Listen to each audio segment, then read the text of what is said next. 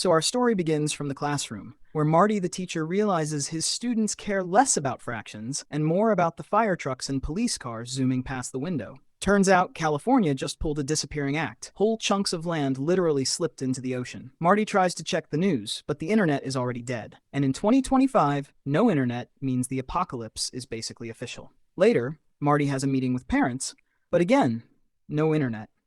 Marty actually has physical student files like it's 1997, but apparently those aren't enough. He heads home, but traffic is chaos because stoplights aren't working either. While stuck in gridlock, he notices a giant sign above the bank. Thanks, Chuck, for 39 great years, which is a weird thing to see when society's crumbling. The news finally starts dripping in from all over the world, and it's pure nightmare fuel. Oceans are eating coastal towns, volcanoes are throwing tantrums, forests are catching fire, and in China, people are already rioting like it's Black Friday at Walmart. Meanwhile, Marty's ex-wife Felicia is in a hospital where morale has sunk lower than the Titanic. Staff are quitting, or worse, self-deleting. Watching coworkers off themselves one by one is breaking her brain. She hides in the restroom, turns on the radio for comfort, and instead hears, "Thanks, Chuck, for 39 great years." At this point, Chuck sounds less like a guy and more like a demon doing product placement. Later, a coworker asks her if marriage or divorce is harder. Felicia says marriage, it's over in an hour.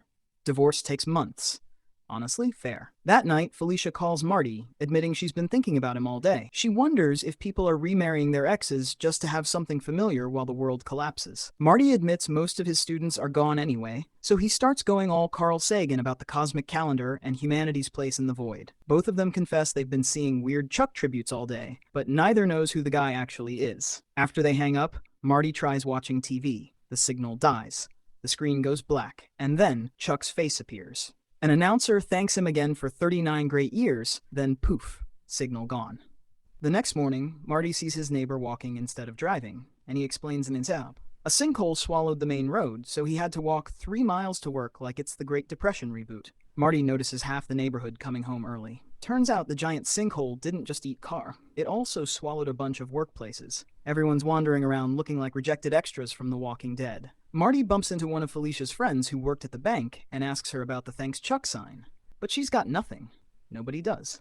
People shuffle around depressed, and Marty's neighbor explains the vibe shift. Humanity's been going through the 5 stages of grief. First, there were protests, then riots, then a wave of mass self-deletes, and now, everyone's in the meh, let's just wait for the end stage. That group therapy session is interrupted when a plane zooms overhead writing "Thanks Chuck" in the sky like it's Coca-Cola sponsoring the end of the world. Meanwhile, Felicia's walk to work looks like she wandered into Chuck's personal art exhibit. Every wall is covered in graffiti thanking him for 39 years. She finally makes it to the hospital and it's abandoned. No doctors, no nurses, no patients. But all the machines are still on, every single monitor beeping in perfect rhythm to the exact same heart rate, as if the entire medical system is hooked up to one single guy. Spoiler, it is. Back with Marty, the TV is still static, the phone lines are dead, and he's had enough. He heads across town and the streets are just graveyards of abandoned cars and glowing Chuck ads. He finds Sam, an older guy resting on a bench, and asks if he knows who Chuck is. Nope. Sam says he's been asking around too, and literally nobody knows.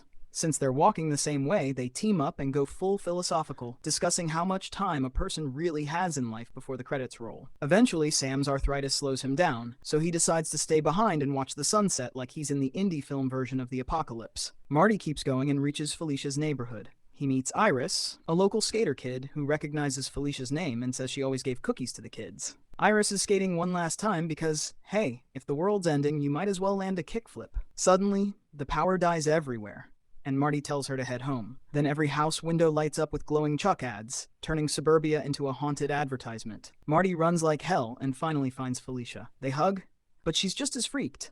Her house also started glowing Chuck. Cut to the man himself, Chuck.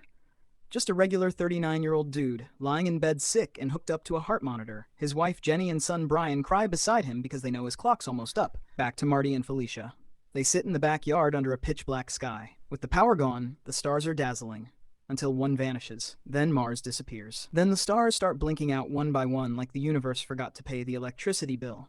At the same time, Jenny and Brian whisper goodbye to Chuck, thanking him for, you guessed it, 39 years. Chuck flatlines, Marty tries to confess his love, and then the whole world just shuts off. But wait, plot twist. We jump back 9 months earlier. Taylor, a record store worker who moonlights as a street drummer, is playing for loose change. Janice, recently dumped via text message, is sulking her way home from her bookstore shift. And Chuck?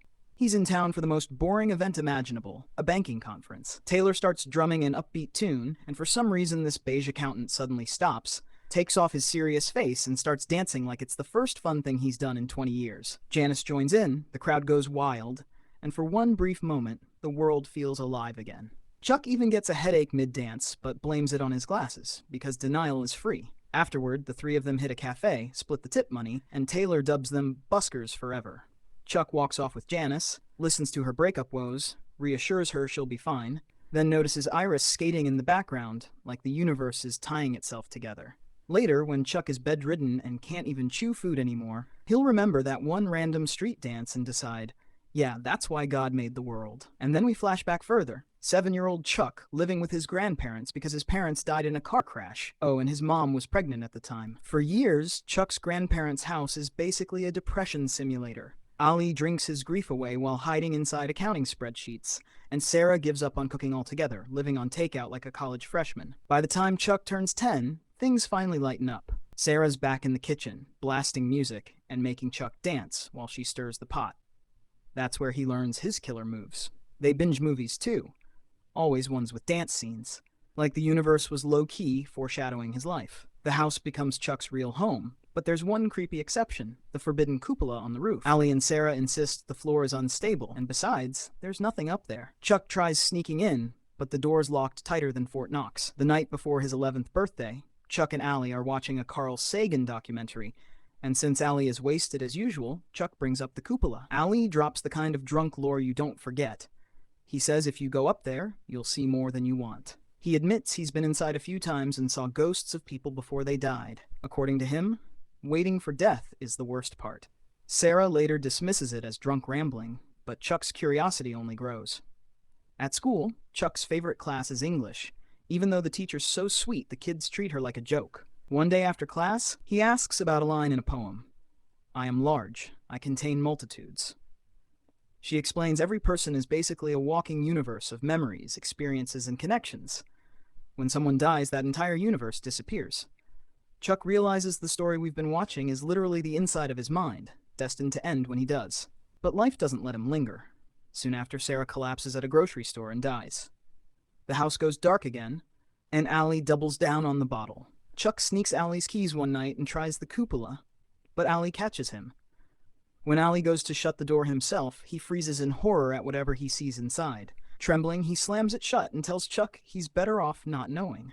Trying to cope, Chuck joins the school dance club in memory of Sarah. He gets paired with Kat, the best dancer in the group, and instantly develops a crush. Despite her boyfriend, Kat agrees to dance with Chuck at the fall fling. His teacher even gives him new shoes. And for a moment, Chuck imagines dance as a real career. But Ali keeps drilling him in math, insisting numbers don't lie and will actually feed him.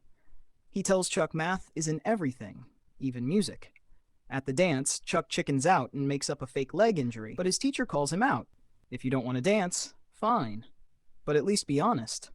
Chuck takes a breather under the stars, then returns and finally dances with Kat.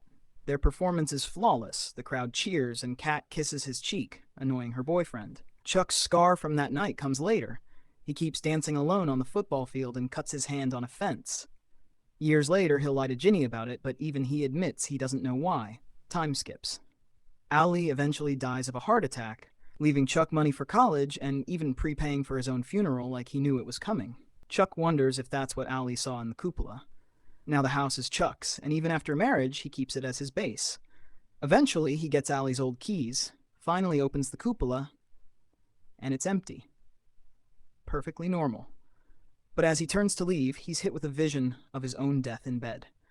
Turns out Ali wasn't making it up. He really did see all those deaths, including Sarah's and his own. That's why he said the waiting was the hardest part. Chuck doesn't collapse under the weight of it, though. He recites his old teacher's poem, I am large, I contain multitudes, and decides to live fully, refusing to drown in sorrow like Ali did. And then, of course, we remember where all this is going. Chuck only has 39 years.